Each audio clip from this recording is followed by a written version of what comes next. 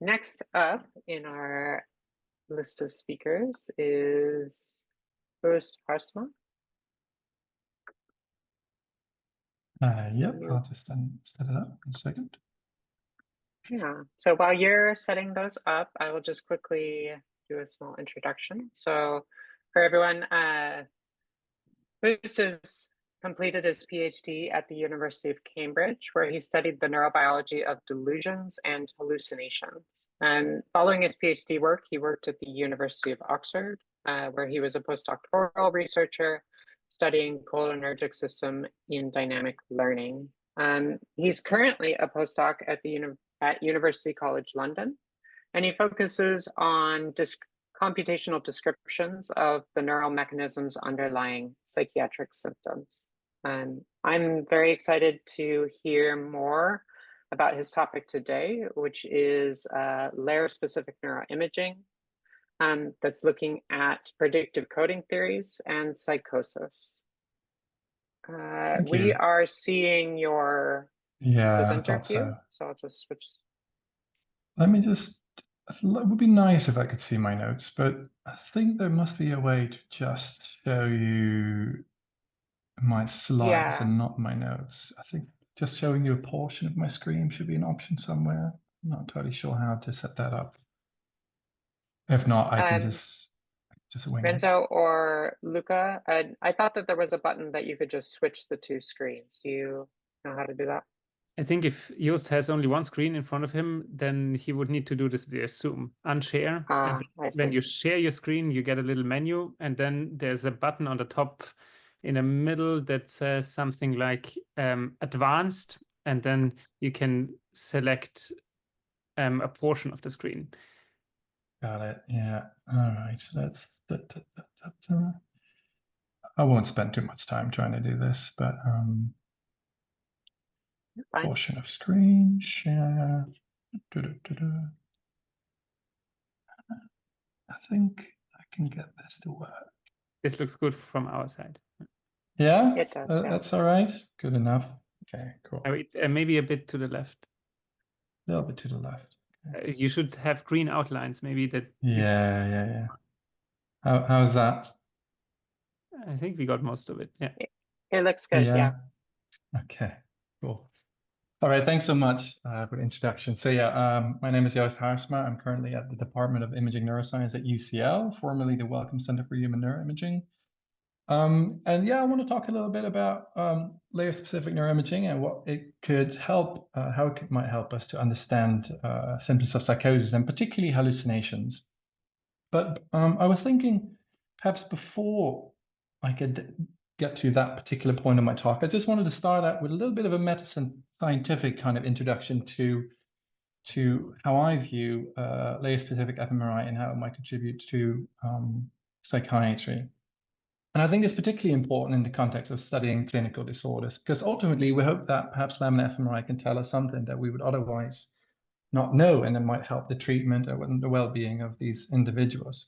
So I'm taking a little bit of a risk here, because I think some of the things that I'm about to say might be incredibly obvious to a lot of you, but perhaps it's usually implicit and not made as explicit as I'm going to try and do now.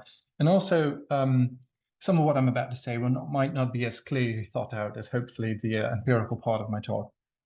Anyway, so I want to start up to talk about a little bit about Laminar fMRI as a measurement tool. In other words, Laminar fMRI in the context of metrology, the science of validating measurements. And so let's take temperature, for example. Now, before we could use temperature to, for example, measure a person's body temperature to see whether they had a fever, the metric of temperature needed itself to be validated. And it might be surprising to hear that before the 17th century, there were very few attempts to come up with a standardized way of measuring this. Now, in order to standardize something, you need to, you guessed it, come with some kind of standard. Okay? That is what the word means. So what might we use as a standard in the case of temperature? For example, a candle flame and snow. If we assume those things to be constant, perhaps we can then make inferences about temperature. Maybe the most severe winter and the greatest summer heat, the first night frost, boiling water and freezing water, the ultimate winner. But wasn't immediate considered to be the winner. Deep caves or boiling spirit, Paris observatory cellars and boiling water or freezing water and congealing wax.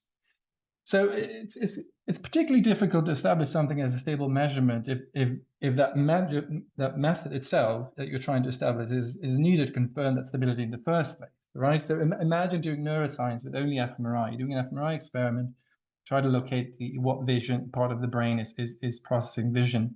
You see the occipital lobe lighting up, but you haven't actually been able to validate fMRI itself because there is no other way to actually know that the occipital cortex is processing visual information. Now, luckily, this is not the state that we are in with fMRI.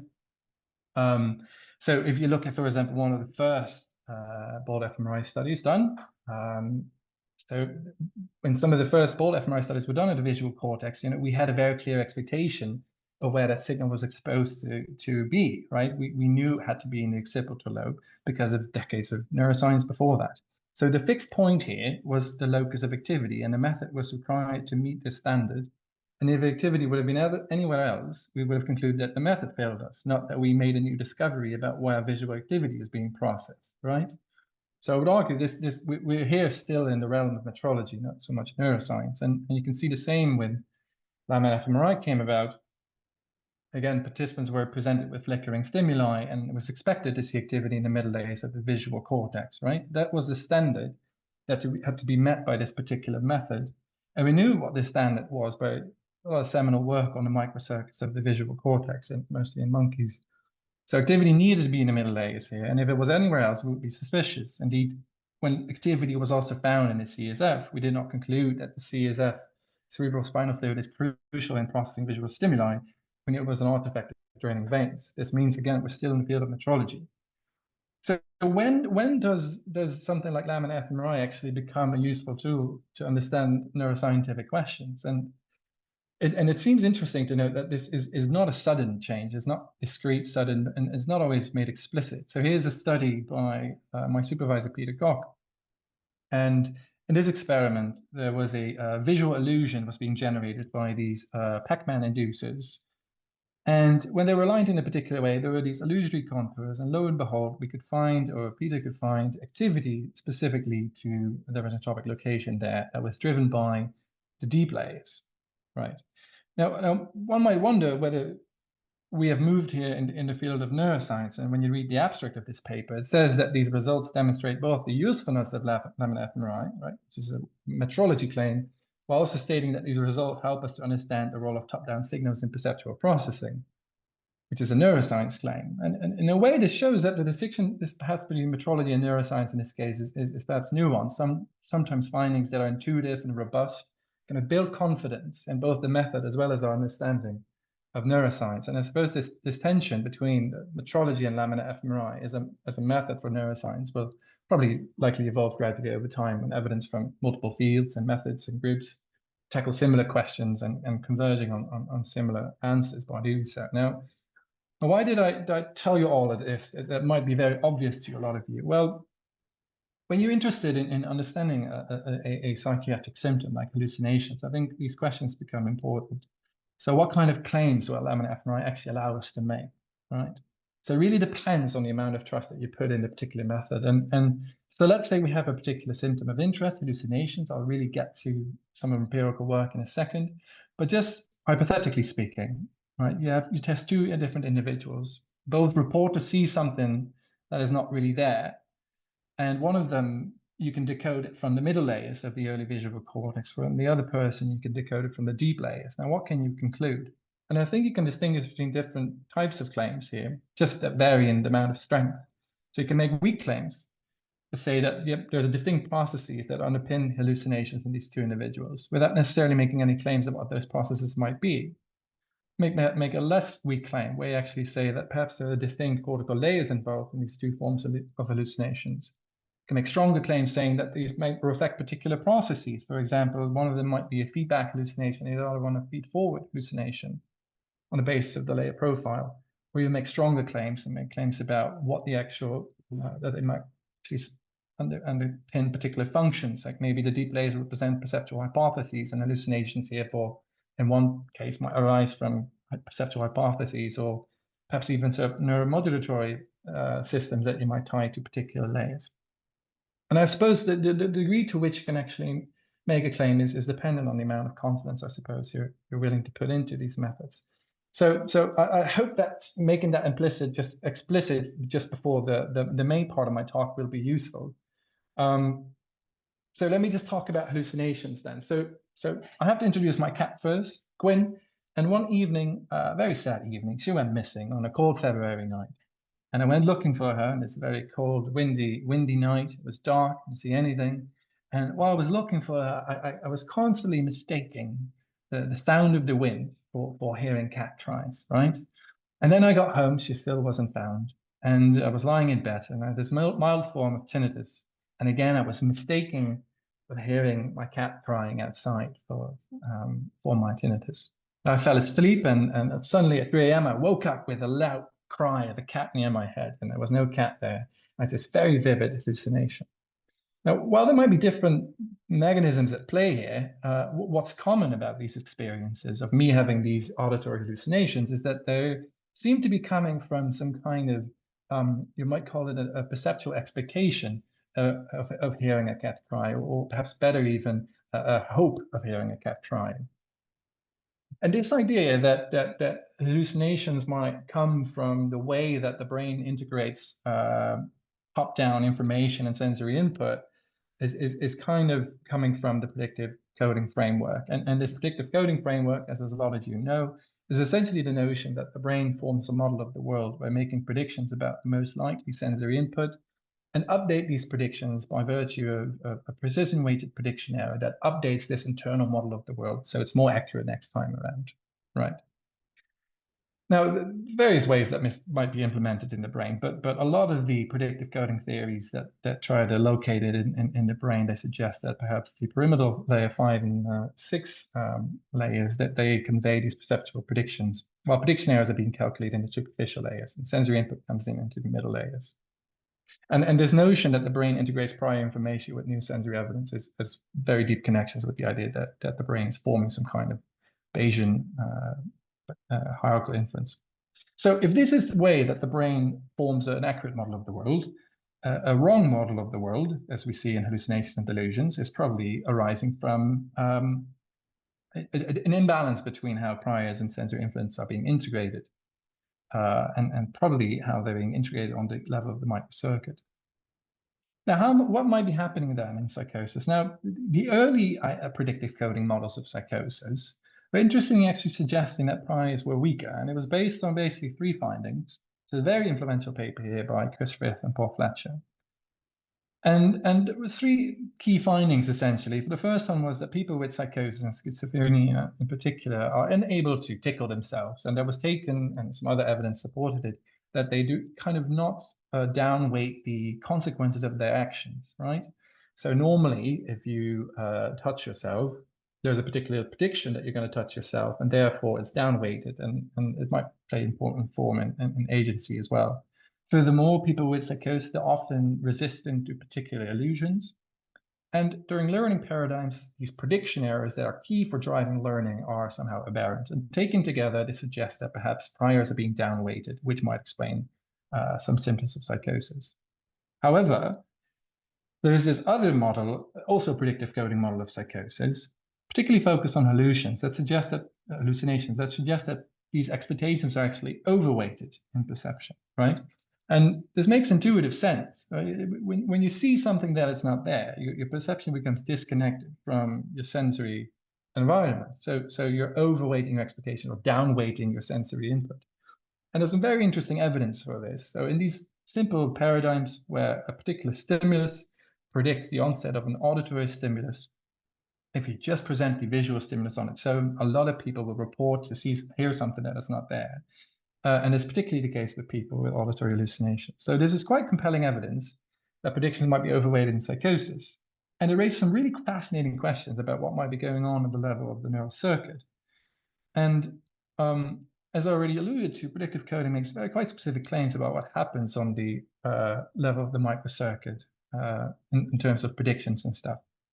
So I have argued that although this behavioral evidence is quite interesting, we haven't really caught predictions in the act of biasing perception or on a neural level. And if we really want to support these models, we have to address them on the appropriate level of analysis, right? these are predictive coding models of psychosis. Predictive coding are models about how predictive processing are being implemented in the brain. But these studies are as far as I'm concerned, the studies that actually address the question directly are missing. And as I've argued, I think lay fMRI could be a very useful tool to actually test these models. So that's what I'm kind of setting out to do, to actually test these models in using lay fMRI. And now I haven't studied any patients yet. So what I'm going to show you is just the results that we got from a study where we tested healthy individuals and tricked them into seeing things that are not there, just like me looking for my cat. Now, so this is kind of the toy model that we use and others use as well, which is based on the idea that feedback mostly enters the deep layers as well as the superficial layers, whereas sensory input comes into the middle layers. So if it's the case that hallucinations arise from these perceptual expectations being overweighted, we should be finding hallucinations in the deep layers. Simple as that. And perhaps as well that people with hallucinations are overweighting these expectations and on the level of the cortical microcircuit. So first of all, we want to establish that we can actually detect prediction signals in the visual cortex. And there's this really cool study by Fraser Atkin. I think he is in the audience. Hi, Fraser. Haven't spoken to you in a while. Hope you're doing well. So here's a cool study, and they elicited perceptual expectations on the basis of a visual cue, which was either a green or orange dot. And they predicted a particular orientation in one, which could be tilted 45 degrees or 135 degrees. And critically, on 25% of trials, they actually didn't present the stimulus. And the question was, could they still find orientation-specific activity specific to the stimulus that was predicted in the deep layers of the visual cortex? And I think this is, by the way, a very neat way of doing these paradigms. I think it's really important to contrast different stimuli to really get at what layers are being important to the particular process at play. I think univariate analysis, they sometimes might be dominated, I think, by draining vein effects. So I think this is quite a nice way to kind of account for that as well. So lo and behold, predictions are coded in the deep layers. But in this particular paradigm, participants weren't asked to report what they see, so it doesn't get at the question of hallucination. So I adopted the paradigm, and we asked 25 healthy individuals to simply tell us what orientation they see in a patch of noise. Right. So now, when you present people with very noisy stimuli, they're more likely to actually rely on their expectations to interpret this. Just like me in the wind and my tinnitus looking for my cat. So again, an auditory cue predicted what the most likely orientation was. Half of the time, there was actually an orientation presented in a noise. It was less visible than you see here. It was only at 4% contrast. And the other half, there was just a noise patch. And these noise patches particularly chosen to not have any kind of orientation energy in them. And so what do people do on this task? Well, first of all, the analysis pipeline. Participants did 4 runs of this task in total of 60 minutes. It was 3D gradient echo EPI, TR of 3.5 seconds, 0.8 millimeter isotropic. And we also, we got an MP2 range of 0.65 millimeters. What we did was we estimated the surfaces on these MP2 ranges, and then we used recursive boundary-based registration to map the functional images to the boundaries that were estimated by FreeSurfer. And then we defined 3 layers using the equal volume approach. So some steps here missing that perhaps other people do in their studies nowadays. This was the first Laminar fMRI study at our center. So we didn't do, for example, we didn't use top-up. We would do that in future studies. But so there's a few limitations there, perhaps. If we actually then go to how do we get to orientation-specific activity? So what we did was we defined an ROI, an anatomical NOI, V1. Then we looked for the active voxels in that ROI. And then we separated which ones were preferring 45 and 135 degrees. And then we extracted time courses for those bits of the brain that were coding those stimuli. So we could make inferences about stimulus-specific activity. This is called the spatial GLM approach, how we get those single time courses. I won't get into too much detail there. So I'm a bit short on time. Now, what did people actually do on this task? So most importantly, they reported to see gratings, even though we didn't actually present one on about 36% of the trial. So people were, as we operationalized it, hallucinating about 30% of those noise trials. But this was actually not driven by the cue that was predicting the orientation of the cue. So they were having random hallucinations, not necessarily related to the predictions. So what we see in V2, we look at V2 here, the effects weren't as clear in V1, but the effects were clear in V2. First of all, what we saw is we replicate that the expected cue on these noise trials was encoded in the deep layers, replicating Fraser-Atkins 2021. But if we actually try to look at where the hallucinations are located, we find them in the middle layers. And we only see it when people say that they're confident that there was actually a stimulus on the screen. So this effect is modulated by confidence. So it's quite interesting. First of all, it shows that expectations and hallucinations can be separated on a laminar level, and also suggests that hallucinations might be able to rise in feed-forward fashion. So these are the stats. All the interactions are significant. So as a conclusion to that, so just going back to the different types of claims that one might be willing to make on the basis of this. So at the very least, you can say that hallucinations and expectations are differently encoded in the brain. You might be able to say that the hallucinations arise from middle layers, or expectations are coded in deep layers. And if you're very willing, you might be able to say that hallucinations are driven in feed-forward fashion here, in the absence of any kind of feedback signal. So where does this leave us in the terms of the strong prior model of hallucinations? Well, one might say, well, maybe two things are going on. People have tried to reconcile the idea that you have weaker and stronger priors, but may say that these are different levels in the cortical hierarchy. But I would argue that perhaps, the idea that there is a theory of hallucinations is wrong. Hallucinations are not a single entity, and hallucinations can arise in feed-forward and feedback fashion. And actually, understanding these subtle differences would be critical to understand psychiatric disorders as well. For example, in Charles-Bonnet syndrome, hallucinations might arise in feed-forward fashion by upregulating sensory noise, whereas perhaps hallucinations in psychosis might eventually be driven by increase in feedback signals. If I do have 1 minute, just this other study that I just wanted to highlight from our study as well. It's simple to highlight because it's almost a very similar paradigm. This is about, can we detect prediction errors and predictions separately across different layers? So a lot of predictive coding models suggest that prediction errors are encoded in the superficial layers and predictions in the deep layers. So we used a paradigm where participants had to move a finger, and which finger they move is predictive of what stimulus would be on the screen. And sometimes we present an expected grating and sometimes unexpected one. And when we decoded different gratings using very similar methods as I just used, we could find that unexpected stimuli are encoded in the superficial layers, whereas the expected stimulus is encoded in the deep layers. So just another study that shows how we can use laminar fMRI to understand predictive coding models of perception, and might be applicable to psychosis as well. So I'm hoping to do these studies in the future in people with psychosis if a funder grants me it. But for now, I just want to thank you for your attention, and happy to take questions at some point. Thank you very much. So it looks like the cat was found. That's important. The cat was found, yes. Yeah, this is her next to her missing cat posters. Yeah.